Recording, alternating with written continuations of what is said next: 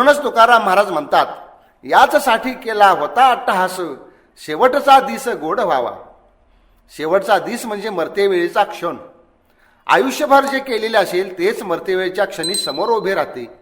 म्हणून आयुष्यभर सत्कर्मे करीत राहावे. वासना वाईट आहे का हो? सर्व संतांनी वासनेच्या विरोधात लिहिलेले आहे. ज्या वासनेत हे सर्व जग, सर्व संसार धारण केलेला आहे, मानवी जीवनाच्या ज्ञानातील महत्वाचा घटक असणारी वासना संपली तर जीवनच संपले. मग जगणे आणि मरणे यात काहीच अंतर नाही. वासनेची आपण अनेक रूपे पाहिली. वासना आहे म्हणूनच जग रंगीबेरंगी आहे, व्यवहार शक्य आहे. सर्व संसाराला आधारभूत अशी ही वासना जर पूर्णतः नष्ट झाली तर कसे जगावे? आणि जगणे, जगावे असे वाटणे ही सुद्धा वासनाच आहे ना. अशा वासनेत वाईट काय आहे? प्रत्येकाचा जन्मच मुळी वासनेतूनच झाला आहे. वासनेनं जन्म दिला, वासनेनं जगणं दिलं, त्या वासनेला वाईट कसं म्हणावं? याचे उत्तर असे की वासनेला अनेक पापुद्रे आहेत, अनेक विधा आहेत. जेव्हा वासना अतिरेक करते, जेव्हा तिच्यात गढूळता निर्माण होऊन नको त्या गोष्टी आंधळेपणाने करते, खरे तर वासना ही गोष्टच मुळात आंधळी आहे. वासनेच्या आंधळ्या कृतीने सुखाऐवजी अनेक दुःखे, क्लेश भोगावे लागतात. वासनेवर विवेकाचं बंधन हवं असतं. वासना ही खवळलेल्या शक्तिशाली हत्तीप्रमाणे असते. ती वाटेल ते उत्पात घडवते. जसे खवळलेल्या हत्तीला अंकुशानं शांत केलं जातं, तसंच वासनेला विवेकानं शमवता येतं. वासनेवर नेहमी विवेकाचा अंकुश हवा असतो, मग जीवन सुंदर बनतं. जीवनाला सुंदरता येते, ती अनुभवता येते, तीही वासनेमुळेच. वासना नसेल तर जीवन सुंदरही नसेल व कुरूपही नसेल. ते अळणी, रंगहीन, बेचव व निरस होऊन जाईल. वासना शक्तिशाली असते, तिच्यात प्रचंड सामर्थ्य आहे. जी जगाला धारण करते ती किती शक्तिशाली असेल पहा. अशा वासनेला दिशा देण्याचं, वळवण्याचं काम विवेकाचं आहे. विवेकाचा अंकुश असलेली वासना वाईट आहे असं म्हणता येणार नाही. वासना ही फार मोठी शक्तिशाली इंजिन असलेल्या गाडीसारखी असते. मात्र तिच्यात बसलेला ड्रायव्हर हा विवेक असावा लागतो. मग ती वासना खूप मोठा डोंगर चढून सुद्धा वर जाऊ शकते. जसं अहंकार घालवणं म्हणजे मी संपवणं नव्हे, तर त्याला विवेकानं वागवणं, तसंच वासना संपवणं म्हणजे संपूर्ण वासनाच पुसून टाकणं नव्हे. जशी कॉम्प्युटरची हार्ड डिस्क फॉर्मॅट करतात, तसे वासनाला फॉर्मॅट करणं नव्हे. ज्याला जग, संसार हे सुंदर जीवन नको आहे त्याने ते खुशाल करावे. मात्र जीवन आनंदाने, सुखाने व मजेत जगायचे आहे, त्याने तसं करून चालणार नाही. तर वासना पुसून न टाकता, समूळ खणून न काढता तिला विवेकी वळण द्यावे. जीवनासाठी, जगण्यासाठी, अस्तित्व टिकवून ठेवण्यासाठी निसर्गानं ज्या ज्या गोष्टी करून ठेवलेल्या आहेत त्यापैकीच वासना आहे. वासना ही पूर्णतः नैसर्गिक गोष्ट आहे. निसर्गानं जे जे आवश्यक आहे ते ते सर्व तयार करून ठेवलेलं आहे. मग वासना वाईट कशी असेल? माणसामध्ये वासनेच्या रूपाने अनेक प्राणी वळवळत असतात. ते प्राणी आहेत म्हणून तर त्यातून देवदूत होण्याची शक्यता असते.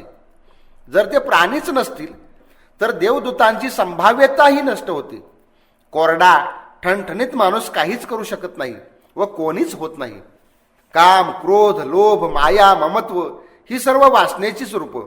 या गोष्टी टाकाऊ नाहीत. निसर्गाचा तो कच्चा माल आहे. या कच्च्या मालावर प्रक्रिया करून त्याचं उन्नयन करून चांगला, सुंदर व नीटनेटका असा पक्का माल तयार करता येतो. पक्का माल तयार करणं, स्वतःला हवं तसं घडवणं सर्वथा माणसाच्याच हातात आहे. वासना ही जगण्याला, जीवनाला, सुख, आनंद, सौंदर्य भोगण्याला आवश्यक अशी गोष्ट आहे. मुळात वासनेचा जन्मच त्यासाठी झालेला आहे. वासनेमुळेच सुखाचा अनुभव घेता येतो. चार्वाक म्हणतात, तूच काढून भात खावा, पाण्यावरील कचरा बाजूला सारून पाणी प्यावं. तसे दुःख बाजूला सारून, दुःखद गोष्टी बाजूला सारून सुखाचा अनुभव घ्यावा. सुखदुःख ह्या एकाच नाण्याच्या दोन बाजू असल्याने दुःख टाळता येत नाही. ते टाळूही नाही. स्थिरपणे त्याचा अनुभव घ्यावा. त्याची बोझ कमी करण्याचा प्रयत्न करावा. अनिवार्य दुःख टाळता येत नाही, मात्र त्याची धार बोथट करता येते. ते अनेक गोष्टींनी करता येते. त्यातील महत्वाचा घटक म्हणजे विवेक. चार्वाकाविषयी लोक काहीही म्हणत, पण ज्यांना सुखाचा अनुभव घेत जीवन जगायचं आहे त्यांच्यासाठी चार्वाक योग्य तेच सांगत आहेत. एखादी गोष्ट अशीच का घडली त्याविषयी लोक म्हणतात, आपल्या हातात काय, ती ईश्वराचीच इच्छा. म्हणजे ईश्वरालाही इच्छा असू शकते. इच्छा हे वासनेचंच रूप आहे. याचा अर्थ ईश्वराला वासना असते असं म्हणावं का? तसं सांगता येणार नाही. कारण ती इच्छा ही वेगळी इच्छा असत नाही. ती पवित्र इच्छा, होली विल असते. इच्छा कसलीही असो, पण इच्छा म्हणूनही तिचं रूप वासनेचंच असतं. असं कोणी म्हणेल त्यावर उत्तर असे की ईश्वराची इच्छा हे वासनेचं निर्मळ रूप असतं. त्यात कसलीही मलिनता नसते. त्यामुळे त्याला खऱ्या अर्थाने वासना असं म्हणता यायचं नाही. नासका दूध म्हणजे दही आणि लोणी यात जो फरक आहे तोच मानवी वासना व ईश्वराची इच्छा यामध्ये आहे. नासका दूध म्हणजे मानवी वासना, तर लोणी म्हणजे ईश्वर इच्छा होय. ईश्वराच्या इच्छेत मालिन्य नसते. तो सतसंकल्प असतो. शुद्ध स्फटिकाप्रमाणे तो स्वच्छ असतो. त्यात भोग, लालसा, आसक्ती, ममता, काम, क्रोध, लोभ इत्यादीचे मालिन्य चिकटलेले नसते. म्हणून ती शुद्ध असते व सतसंकल्पवान बनते. वासना वाईट कधी बनते? वासना नष्ट करून जगणे नष्ट होते. मात्र वासना वाईट कधी बनते? जेव्हा वासनेमध्ये आसक्ती येते, ममता असते, भोग मला भोगायला पाहिजे असा स्वार्थ येतो, भोगाविषयीची तीव्र अनिवार्य ओढ असते, लालसा असते, शिवाय त्यात कामक्रोधादीसारख्या इतर गोष्टी चिकटतात, अहंकार पुष्ट होऊन ताठर व संकुचित होतो, तेव्हा ती वासना वाईट बनते, पशुतुल्य होते. वासना गढूळ बनते. ती वासना वाईट असते. वासना समूळ खणून काढावी असे जेव्हा म्हटले जाते तेव्हा त्याचा अर्थ वासनेला लागलेली सर्व घाण पुसून काढावी असा घ्यावा लागतो. संत तुकाराम महाराज आपल्या एका दुसऱ्या अभंगात म्हणतात, वासना धरिती कृष्णाविने काही, शीन केला तीही साधनांचा. म्हणजे श्रीकृष्णाहून म्हणजेच ईश्वराहून दुसऱ्या कशाची जे वासना धरतात ते इतर साधना करून केवळ शीन करून घेतात. संतांना वासना म्हणजे विषय वासना अभिप्रेत असते. मागे पाहिलेच आहे की आसक्ती हे वासनेचंच रूप आहे. पण ईश्वर आसक्तीलाच भक्ती असे म्हणतात. विषय वासनेत मालिन्य असते, त्यामुळे मन गढूळ बनते.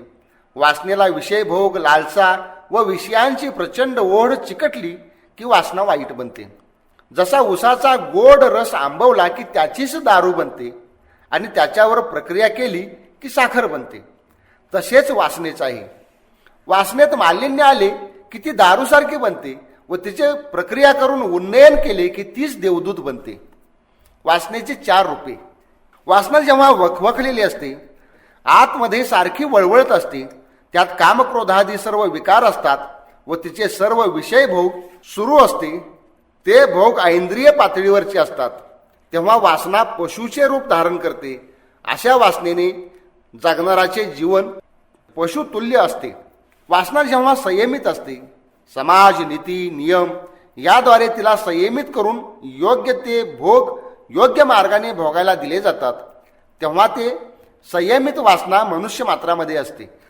वासनेचे जेव्हा उन्नयन केले जाते, वासनेत असणाऱ्या कामाचे रूपांतरण प्रचंड ऊर्जेत होऊ शकतं. ही ऊर्जा प्रेमाची असते. क्रोधाचे रूपांतरण दयेत होते, हिंसेचे अहिंसेत. अशा प्रकारे वासनेचे उन्नयन सब्लिमेशन करून वासना ही देवदूतापर्यंत घेऊन जाते. शुद्ध केवळ अस्तित्व रूप, त्यात कसलेही मालिन्य नाही असे जे वासनेचे रूप आहे ते ईश्वरत्वाकडे घेऊन जाते. म्हणजेच पशु, मानव, देवदूत व ईश्वर या गोष्टी वासनेच्याच वेगवेगळ्या रूपामुळे ठरतात. शुद्ध जाणीवेच्या ठिकाणी म्हणजे सर्वत्र व्यापक सदा सम ब्रह्माच्या ठिकाणी एको अहम बहुश्याम म्हणजेच मी एकट्याचे अनेक व्हावे अशी इच्छा निर्माण झाली असे वेदामध्ये म्हटले. शुद्ध जाणीवेच्या ठिकाणी प्रथम अहमचे स्फुरण होते व अहम वासनेची निर्मिती करून इच्छा प्रकट करतो. आपण पाहिलेच की इच्छा हे वासनेचंच एक रूप आहे. वासना ही इतक्या पाठीमागापर्यंत जाते, तिचा विनाश जगणे आहे तोपर्यंत अशक्य आहे. ज्याला जीवन जगणे संपवायचे आहे तो वासना निर्मूलन करू शकतो. वासनेचं निर्मूलन करणं म्हणजे जीवनाचंच निर्मूलन करणं होय. ज्याला जीवनाचेच आकर्षण वाटत नाही, त्याची वासना क्षीण होत आलेली असते, तो ती संपवूही शकतो.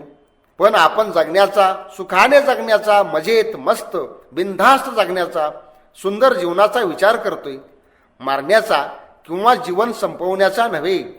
ज्याची जगण्याचीच आसक्ती संपली त्याला आपण काय सांगणार? विषय वासना व तृप्ती. वासना जेव्हा विषय भोगाच्या पाठीमागे असते तेव्हा कितीही विषय भोगले तरी वासना शमत नाही. अग्नीत तेल टाकल्याप्रमाणे ती आणखी भडकते. विषय वासना तप्त बनवते, ती माणसाला तापवते, ताप देते, त्रासदायक ठरते. तप्तता व तृप्तता एकत्र असू शकत नाहीत.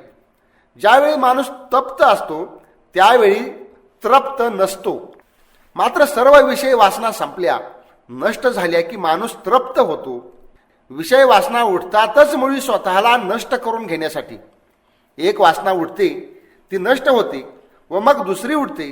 अशा कितीही वासना पूर्ण केल्या तरी तृप्ती मिळत नाही.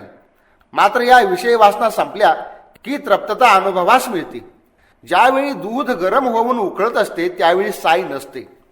मात्र दूध निवून शांत होते तेव्हा वर साय जमू लागते. तसेच वासनेचे आहे. वासनेने माणूस तप्त होऊन उसळत राहतो. मात्र त्या वासना विरल्या की शांत होतो व त्याच्यामध्येच तृप्तीची साय गोळा होऊ लागते. म्हणून ज्या वासना माणसाला तापदायक ठरतात, तापवतात, आतमध्ये अस्थिरता, अस्वस्थता, डिस्टर्बन्स माजवतात, त्या वासनांचा निराश करावा लागतो. त्या वासना प्रयत्नाने नष्ट कराव्या लागतात. तेव्हाच माणसास शांतीचा, तृप्तीचा अनुभव येऊ लागतो. त्याचे जीवन अधिक सुंदर, धीरगंभीर बनत जाते. म्हणून विषय वासनेतून मुक्ती मिळवावी लागते. विषय वासनेतून मुक्त कसे व्हावे? गरज व हाव यातील फरक ओळखून हाव सोडा. माणसाच्या परिस्थितीनुरूप गरजा बदलत असतात. मात्र गरजा काही मर्यादेपर्यंत असतात. हाव मात्र अमर्याद असते, तिला सीमा नाही. हव्यास सोडून गरजांच्या पूर्तीत योग्य समाधान मानू लागली तर विषय वासना हव्याशाने खवळून उठणार नाही.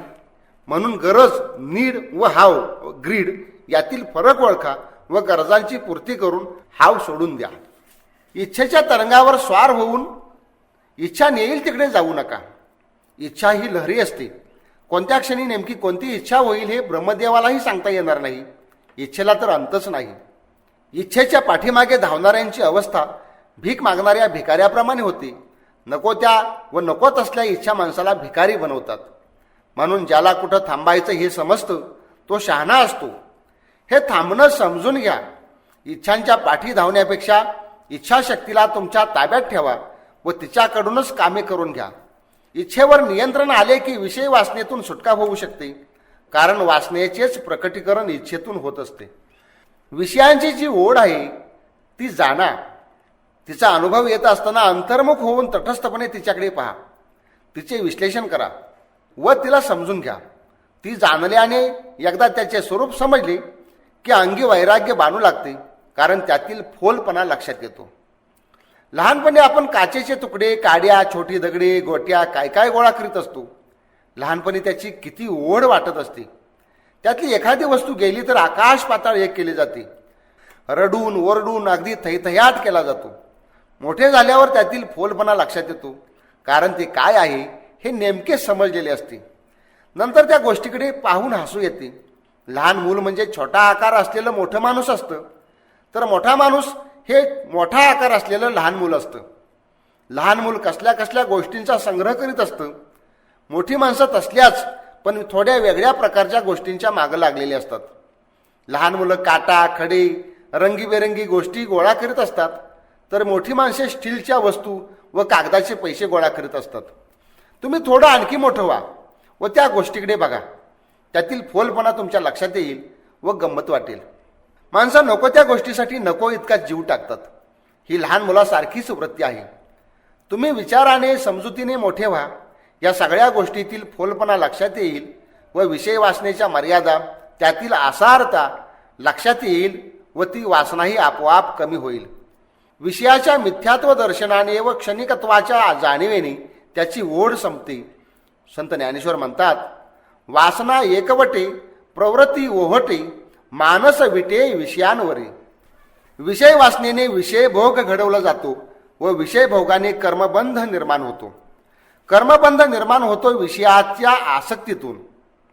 आसक्तीमध्ये लालसा असते, प्रचंड हव्यास असतो, अहंकार असतो. या गोष्टींमुळे विषय भोग बाधक ठरतात. ही आसक्ती संपली की विषयामध्ये विष राहत नाही. विषयातील विष काढले की त्याचा आशय बाधत नाही.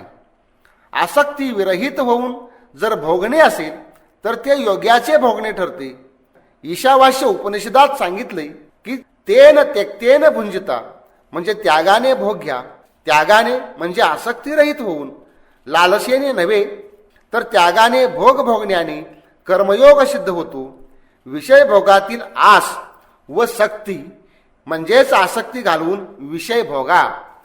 आसक्ती सोडली की वासना मावळते. त्यासाठी अहंकार सोडा आणि कर्मफळाच्या आस्वादाची ओढ सोडा. हे कसे सोडायचे? म्हैशीच्या शेपटाला धरले तर ती पुढे पुढे घेऊन जाते. म्हैशीबरोबर जायचे नसेल तर तिचे शेपूट सोडून द्यायची. तशी आसक्ती सोडायची. खांबाला आपण मिठी मारली असेल तर खांब कसा सोडायचा? तशीच आसक्ती सोडायची. आळस झटकायचा म्हणजे जसे उठायचे आणि कामाला लागायची. हातात धरलेली वस्तू कशी सोडायची? हात मोकळे करायचे, ती वस्तू आपोआप सुटते. तसे तुम्ही मोकळे व्हा, आसक्ती सुटून जाईल. ज्याचे हृदय अनासक्त होते तो सर्व जगात श्रेष्ठ होतो. विषय भोगाची वासना निर्माण होते. त्याचे कारण त्या विषय भोगातून अहमला सुख मिळत असते. मात्र हे सुख क्षणिक असते. बँकेमध्ये जसे पैशाचा साठा करून ठेवता तसा सुखाचा साठा होत नाही. सुख ज्या क्षणी अनुभवायला मिळते त्याच्या दुसऱ्या क्षणी ते संपलेले असते. पैसे साठवून ठेवता येतात तसे सुख साठवून ठेवता येत नाही. अनुभव मिळाला की संपून जाणे हेच सुखाचे संचित असते. म्हणून सुखाचे स्वरूप क्षणिक आहे. शिवाय सुखाबरोबर दुःखाचाही अनुभव घ्यावा लागतो. विषय भोगातून सुख मिळवणे म्हणजे वाळवंटात पाणी ओतून मळे जोपासण्यासारखे आहे. मात्र वृत्ती स्थिर होऊन या सुखदुःखाच्या द्वंद्वाच्या पलीकडे जाते तेव्हा अत्युच्च आनंद मिळायला सुरुवात होते. एकदा का हा आनंद मिळायला लागला की विषय भोगातून मिळणाऱ्या क्षणिक सुखाच्या मागे कोणी लागणार नाही. संत ज्ञानेश्वर म्हणतात, चंद्रकिरणातील अमृतकणांचे भोजन करणारा चकोर वाळवंटातील वाळू विखरीत बसेल काय? जो इंद्र महालालाही तुच्छ समजतो तो भिल्लाच्या झोपडीत राहण्याची इच्छा कशाला करेल? ज्याला रोज अमृताचे यथेच्छ भोजन मिळून तृप्त होतो तो कांजी पिण्याची इच्छा धरील काय? एकदा का हा आनंदाचा झरा सापडला की इतर सर्व विषय व विषय वासनाही नष्ट होऊन जाते. मानवी जीवन वासनामय आहे. माणसाचे अस्तित्व व तिचे प्राप्तव्य या दोन्हीमध्ये जे अंतर असते त्या अंतरालाच वासना असे म्हणतात. हे अंतर भरून काढण्याचा प्रयत्न असतो. हे अंतर मिटले की वासना विरते. हे अंतर मिटते प्राप्तव्य शून्य अवस्थेत. जीवनातील हवेपणाची हाव रुखरुख विरून गेली की वासनाही विरून जाते. वासना शून्य अस्तित्वाचे नावच मोक्ष आहे. निर्वासन अंतकरण म्हणजेच मोक्ष. माणसाच्या आतमध्ये वासना सारख्या वळवळ करीत असतात. व्यक्तीस शांत बसू देत नाहीत. त्यांची जशी भूक भागवेल तशा आणखी जास्त भडकतात. अग्नीत तेल घातल्याने तो जसा जास्त प्रदीप्त होतो तसे वासनेला विषय पुरवल्याने ते अधिक भडकते. तिला आवर घालण्यासाठी प्रत्याहाराचा अभ्यास आवश्यक आहे. प्रत्याहार म्हणजे इंद्रियांना विषयांपासून परत वळवून घेणे. कासव जसे आपले अवयव आखडून घेते तसे विषयांपासून इंद्रियांना परत फिरवावे लागते. योगशास्त्रामध्ये या प्रत्याहाराचा अभ्यास सांगितलेला आहे. कधी कधी हेतुतः इंद्रियांचे दमन करावे लागते. दमन करताना इंद्रियांचे करावे, वासनेचे नव्हे. वासनेचे दमन केल्याने दोन गोष्टी घडतात. वासना स्प्रिंगसारखी उलट उसळी घेते. कोणतीही विकृती निर्माण होते. म्हणून दमन करायचे ते इंद्रियाचे. इंद्रियच जर ताब्यात ठेवून विषयभोग त्यांना घेऊ देईना तर काही वेळाने वासना विरून जाते. वासना उठते त्यावेळी ती तीव्र असते. ती वेळ महत्वाची असते. तेवढा वेळ इंद्रिय ताब्यात ठेवली की काळाच्या प्रवाहाबरोबर वासना विलय पावते. म्हणून अथक अभ्यासाने इंद्रिय ताब्यात ठेवावीत. केवळ इंद्रिय ताब्यात ठेवल्याने तेवढी वेळ मारून नेली जाईल, पण वासना नष्ट होत नाही. ती पुन्हा उठू शकते. त्यासाठी आतील वासनेवर विवेकाचाच अंकुश हवा. विवेकी विचाराने वासनेवर नियंत्रण मिळवता येते. तो विवेकच महत्वाचा आहे. वासनेचे उन्नयन करूनही विषय वासना नष्ट करता येते. वासनेच्या उन्नयनाने अनेक चांगली कामेही करता येतात व अधिक चांगल्या प्रशस्त मार्गाने वासनेचे शमनही होते. उन्नयनाने क्रोधाचे रूपांतर दयेत, करुणेत, अहंकाराचे रूपांतर विश्वव्यापी मी मध्ये, तर लालसा हव्यासाचे रूपांतर सृजक कार्यशक्तीत करता येते. आतमध्ये सारखी वळवळणारी असंख्य जनावरे आहेत. ती जनावरे वासनेच्या रूपात सुप्त अवस्थेत गुहेत दडून बसलेली असतात. कोण कधी उसळी मारून वर येईल हे सांगता येत नाही. ज्याला जी परिस्थिती अनुकूल असते त्यावेळी तो प्राणीवर येतो. या प्राण्यांना मारता येत नाही, तर त्याचे रूपांतरण करता येते. प्राण्याचे रूपांतरण देवदूतात होते. हे परिवर्तन होणे म्हणजे आतमध्ये क्रांती होणे होय. अनासक्त होण्यासाठी आपण जे जे कर्म करतो ते कर्म एक सेवा म्हणून करा. प्रत्येक कर्मात सेवाभाव ठेवा. तसेच ते कर्तव्य भावनेने करा. कर्म करताना त्यातून काही मिळावे या अपेक्षेपेक्षा हे माझे कर्तव्य आहे अशी वृत्ती ठेवून कर्म करा. कर्म ईश्वरार्पण बुद्धीने करा.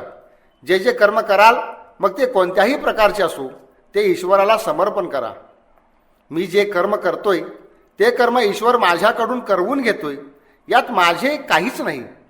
कर्म ईश्वराचे व मिळणारे कर्मफळ तेही ईश्वराचेच. कर्म व कर्मफळ सर्वच ईश्वरार्पण अशा प्रकारची भावना ठेवा. देवाचे काम असेल तर त्यात अहंकारही नसतो व फळाची अभिलाषाही नसते. अशी वृत्ती एकदा का बांधली की विषय वासनात दमवू शकणार नाहीत किंवा तापदायकही ठरणार नाहीत. आसक्ती अगदी जातच नसेल तर ईश्वर आसक्त व्हा, कारण ईश्वर आसक्तीलाच भक्ती हे नाव आहे. आपल्याला येणारे सर्व अनुभव हे वासनेच्या रंगाने रंगलेले असतात. त्रयस्थ होऊन जगाकडे पहा. तुम्ही त्रयस्थ झालात की वासना सुटेल व जगाचा वास्तव अनुभव येईल. विषय वासनेत सामील होऊ नका, त्याबरोबर वाहत जाऊ नका. ते अनुभवित असताना सुद्धा त्यातून वेगळे होऊन त्याच्याकडे त्रयस्थपणे पहा. स्वतःकडेही त्रयस्थाप्रमाणे पाहायला शिका. वेगळे निघा, वेगळे निघा, वेगळे निघून संसार बघा. वासनेतून वेगळे झालात की संसारातून वेगळे व्हाल, कारण संसार हा वासनामय आहे, वासनेनेच धारण केलेला आहे. कमळ जसे पाण्यात राहूनच पाण्यापासून कमलदले वेगळी असतात, त्या कमळदलाप्रमाणे वेगळे राहा. वितराग व्हा. वास्तवतेशी, वासनेशी नव्हे, अस्तित्वाशी एकरूप व्हा. तुम्ही वेगळे झालात की अनुभव घेत असला तरी तो अनुभव घेणारे असे राहत नाही, तर त्याकडे त्रयस्थपणे पाहणारे तुम्ही असता. अशी अवस्था प्राप्त झाली की मग कोणतीच वासना बाधत नाही. कोणताही भोग हा भोग राहत नाही, तो योग ठरतो. व ते जीवन केवळ जीवन राहत नाही, त्या जीवनात जीवन योग अवतरतो. विषय वासना घालवण्यासाठी वासना समजून घ्या, तिला जाणा, तिच्याकडे त्रयस्थपणे पहा. पाहत असताना, अनुभव घेत असताना त्याच्यात सामील होऊ नका. त्रयस्थ व्हा. त्रयस्थ होऊन त्याचा अनुभव घ्या, त्याचे विश्लेषण करा. वासनेला वासनानुभवांना साक्षी व्हा. साक्षी होऊन तिच्याकडे पहा. साक्षी भावाने पाहून विषय वासनेला समजून घेतलेत तर विषय वासना नष्ट होऊन जाते. जोपर्यंत तुम्ही तिच्याकडे साक्षीत्वाने पाहत नाही तोपर्यंत ती छळत राहणार. त्यात सामील न होता त्रयस्थ व्हा. हा त्रयस्थपणा व साक्षीभाव निर्माण झाला की विषय वासनेचा अंत होतो. तुम्ही तिच्यात सामील होता त्याच वेळी तिचे बळ वाढते. तुमचे सामिलीकरण जितके अधिक तितकी तिची शक्ती अधिक. तुम्ही तिच्यातून दूर झालात, केवळ साक्षी राहिलात, त्रयस्थ बनलात, तर तिची शक्ती क्षीण होऊ लागते व अंती ती नष्ट होऊन जाते. 2 चुका. वासना सोडण्यासाठी, नष्ट करण्यासाठी अनेक लोक 2 प्रकारच्या चुका करीत असतात. पहिली चूक म्हणजे ते वासनेपासून पळण्याचा प्रयत्न करतात. घरदार सोडून संसार सोडल्याचा समज करून घेतात. मात्र अख्खा संसारच, अवघे जगच जर वासनेने धारण केलेले आहे तर घरदार सोडून संसार सोडला असे कसे म्हणता येईल? संन्याशांचा संसार लंगोटपासून सुरू होतो. दुसरे काही लोक दुसरी चूक करतात. ते वासनेच्या दलदलीत रुतून बसतात, अगदी गळाभर बुडतात. शेवटी नाकातोंडात चिखल जातो व त्यातच गुदमरून मरून जातात. भोगातच त्यांचे सर्वस्व असते. भोगातच ते जीवन शोधत राहतात. भोग, भोग आणि भोग हेच त्यांचे इतिकर्तव्य. अशी माणसे वासनेच्या दलदलीत फसतातच, पण पशुतुल्य जीवन जगतात. ऐंद्रिय पातळीवर जगणारी अशी माणसे पशुहून फार भिन्न असत नाहीत. वासनेच्या संदर्भात या दोन चुका केल्या जातात. एक पळून जाण्याची किंवा भोगातच रमून जाण्याची. मात्र मत भागो मत भोगो जागो. वासनेपासून पळून जाऊ नका, त्यात सामील होऊन भोगूही नका. फक्त जागृतपणे साक्षी भावाने त्रयस्थ होऊन जाणा, तिला पहा. 3 सूत्रे. एक, वासना इति संसारा. वासना हाच संसार आहे. सर्व संसार वासनेनेच धारण केलेला आहे. वासना आणि संसार या 2 वेगळ्या गोष्टी नाहीत. संसार म्हणजेच वासना व वासना म्हणजेच संसार होय. एका गोष्टीवर दुसरी गोष्ट आधारित असते. एक गोष्ट असेल तर दुसरीचं अस्तित्व हे असतंच.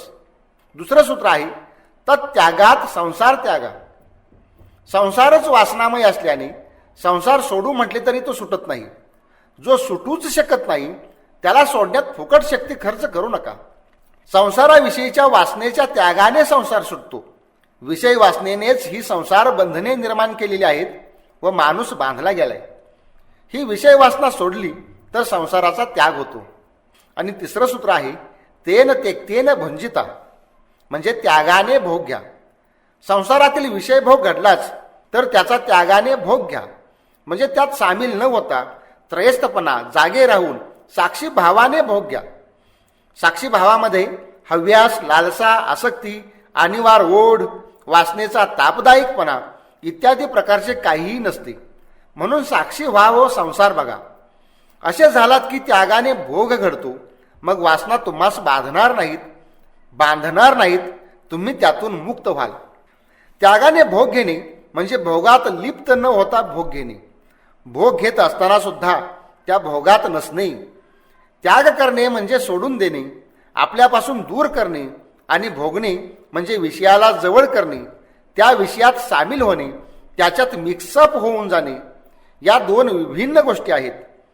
मात्र त्यागाने भोग घ्यायचा ही कल्पनाच उपनिषदाने नवीन पद्धतीने सांगितलेली आहे. त्यागाची आणखी एक व्याख्या गीतेने दिलेली आहे. संन्यास करणे म्हणजे त्यागणे. गीतेने संन्यासाची व्याख्याच बदलून सांगितली. गीता म्हणते, न्यासम कर्मफलम संन्यासम कवयो विदु. या श्लोकार्धाचा अर्थ असा आहे, कर्माचा नव्हे तर कर्मफळाचा त्याग करणे म्हणजेच संन्यासी होणे असे विद्वान लोक म्हणतात. याचा अर्थ असा की कर्मफळाचा त्याग करून जे कर्म करीत राहिलात तरी त्याग केल्यासारखेच आहे, त्याग करणेच आहे. म्हणून प्रत्यक्ष जीवन जगणे सोडून कुठे जाण्याची गरज नाही. आहे तिथेच राहून आपल्या वाट्याला आलेली ज्या प्रकारची कर्मे असतील ती कर्मे फळाविषयीची अभिलाषा, आसक्ती सोडून निरासक्त अंतकरणाने करणे म्हणजे त्याग करणे होय. त्यागाने भोगण्याचे 2 अर्थ आहेत. भोगामध्ये सामील न होता, त्यात गुंतून न जाता त्रयस्थपणे साक्षी भावाने भोग घेणे. या भोगात भोगणारा लिप्त होत नाही, त्यात अडकून पडत नाही. भोग ही वेगळी गोष्ट राहते व त्याचा भोग घेणारा ही वेगळी गोष्ट उरते. त्यामुळे भोगाची बाधा होत नाही. दुसरा अर्थ हा की कर्म तर करा, पण त्या कर्मफळाची आसक्ती धरू नका. कर्मफळाविषयी निरासक्त व्हा. त्यामुळे ती कर्मे किंवा ते भोग तुम्हास बाधणार नाहीत. विषयातील विष तुम्हास पीडा देणार नाही. आसक्ती सोडा व साक्षीभाव ठेवा. त्रयस्थ व्हा व मग काहीही करा. कशाचाही भोग घ्या. ते भोगणे त्यागाचे भोगणे होते आणि व्यक्ती विषय वासनेपासून मुक्त होते. शेवटची एक गोष्ट लक्षात ठेवा, पाण्यात नाव असते पण नावेत पाणी आले की नाव बुडते. संसारात चित्त घातले तरी चालू शकते, पण चित्तात संसार घेतला की तो संसारात अडकतो, त्यातच बुडतो. म्हणून संसारात चित्त घाला पण चित्तामध्ये संसार घेऊ नका. हे सूत्र सांभाळून जो जीवन जगतो तो विषय वासनेपासून अलिप्त राहून जगतो आणि जीवनाचाच जीवनयोग करतो. धन्यवाद.